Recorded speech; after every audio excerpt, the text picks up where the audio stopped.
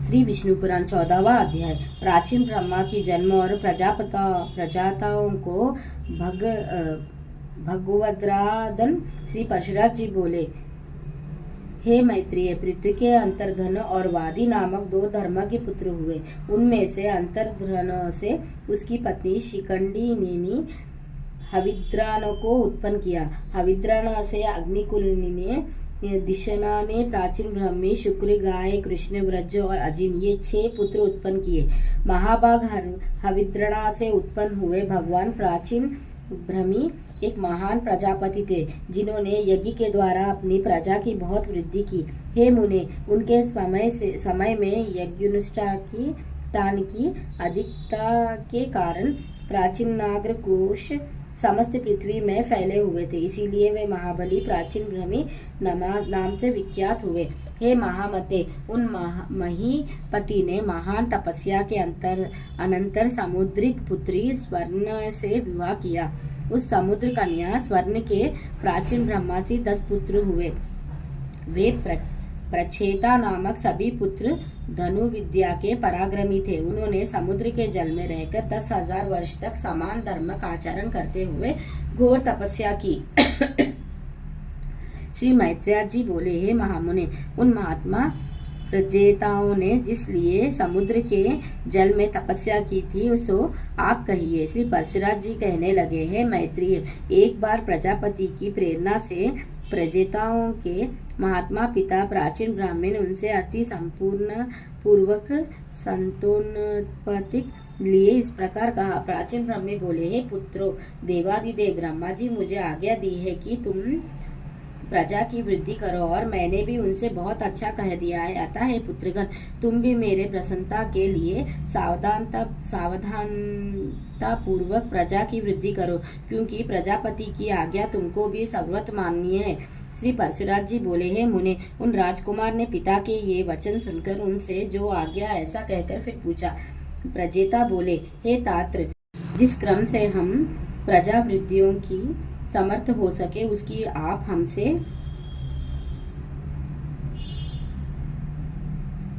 भली प्रकार व्याख्या कीजिए। पिता ने कहा, वरदायक भगवान विष्णु की आराधना करने से ही मनुष्यों का निसंदेह निश्चय वस्तु की प्राप्ति होती है, और किसी उपाय से नहीं।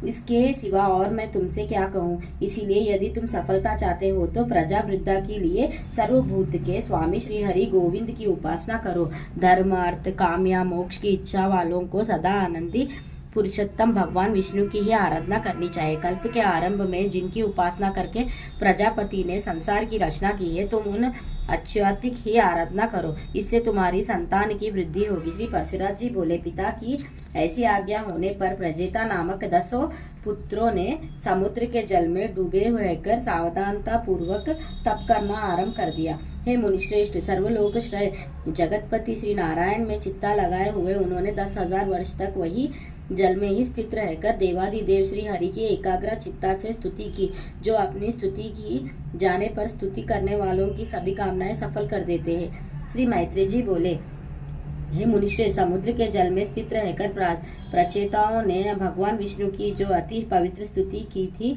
वह कृपया मुझसे कहिए। श्री परशुराम जी बोले, हे मैत्रेय, पूर्व काल में समुद्र में स्थित रहकर प्रचेताओं ने तन्मय भाव से श्री गोविंद की जो स्तुति की वह सुनो। प्रजेताओं ने कहा, जिनमें संपूर्ण वाक्यों की नित्य प्रतिष्ठा है, अर्थात जो संपूर्ण वाक्यों की एकमात्र प्रतिपाद्य है तथा जो जगत की उत्पत्ति और प्रलय के कारण है, उन निखिल जगन्नायक परम प्रभु के हम नमस्कार करते हैं, जो आद्या प्रयोति स्वरूप अनुपम अनु अनंत अपार और समस्त चराचर के कारण है, तथा जिन रूपहीन परमेश्वर के दिन रात्रि और संध्या ही प्रथम रूप है, उन काल स्वरूप भगवान को नमस्कार है। समस्त प्राणियों के जीवन रूप जिनकी अमृतमय स्वरूप को देव और पितृगण नित्य प्रत्यय भोगते हैं, उन सोम स्वरूप प्रभु को नमस्कार है, जो तीक्ष्ण स्वरूप अपने तेजस आकाश मंडल लोक प्रकाशित करते हुए अंधकारों को भक्षण कर जाते हैं, तथा जो घाम, शीत और जल के उद्गम स्थान है, उन सूर्य स्वरूप नारायण को नमस्कार है, जो कठिन युक्त होकर इस संपूर्ण संसार को धारण करते हैं और शब्द आदि 5 विषयों के आधार तथा व्यापक है। उन भूमि रूप भगवान को नमस्कार है जो संसार का योनि रूप है और समस्त देहधारियों का बीज है। भगवान हरि के उस जल स्वरूप को हम नमस्कार करते हैं जो समस्त देवताओं का हव्यभुक और पितृगण का कविभुक भुक है। उस अग्नि स्वरूप विष्णु भगवान को नमस्कार है जो प्राण अपान आदि 5 प्रकार से देह में स्थित होकर दिन रात चेष्टा करता रहता है तथा जिसकी योनि आकाश है। उस वायु रूप भगवान को नमस्कार है जो समस्त भूतों को अवकाश देता है। उस अनंत मूर्ति और परम शुद्ध आकाश स्वरूप प्रभु को नमस्कार है। समस्त इंद्रियां सृष्टि के जो उत्तम स्थान है, उन शब्द स्पर्शादि रूप विधाता श्री कृष्ण चंद्र को नमस्कार है जो शर और अक्षर इंद्रिय रूप से नित्य विषयों को ग्रहण करते हैं। उन ज्ञान मूल हरि को नमस्कार है।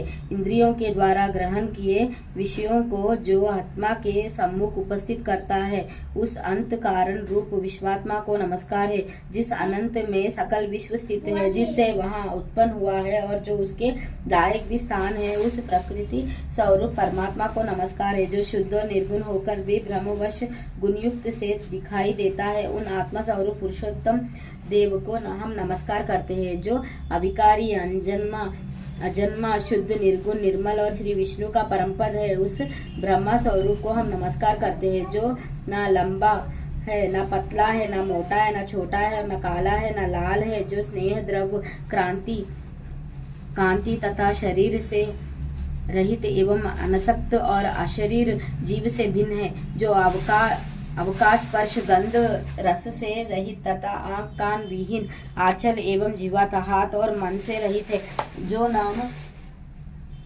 जो नाम गोत्र सुख और तेज से शून्य तथा कारणहीन है, जिसमें भय भ्रांति निद्रा जरा और मरण इन अवस्थाओं का अभाव है, जो अरज रजोगुण रहित अशब्द अमृत अलुप्त और असमृत है एवं जिसमें पूर्व पर व्यापारिक गति नहीं है, वही भगवान विष्णु का परम पद है जिसका ईशान ही परम गुण है, जो स्वरूप और अनाधार है तथा जिह्वा और दृष्टि का विषय है।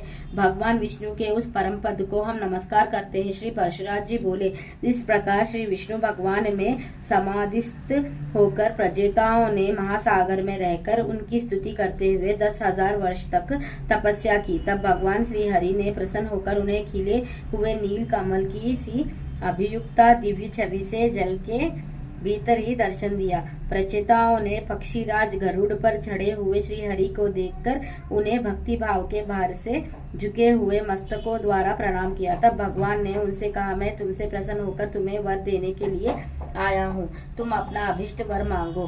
तब प्रचेताओं ने वरदायक श्री हरि को प्रणाम कर जिस प्रकार उनके पिता ने उन्हें प्रजा वृद्धि के लिए आज्ञा दी थी, वह सब उनसे निवेदन की। तदंतर भगवान उन्हें अभिष्ट वर देकर अंतर्धन हो गए और वे जल से बाहर निकल गए। इस प्रकार श्री विष्णु पुराण के पहले अंश में 14वां अध्याय समाप्त। श्रीमन्नारायण की जय। श्री विष्णु लक्ष्मी की जय। श्री बद्रीनाथ भगवान की जय।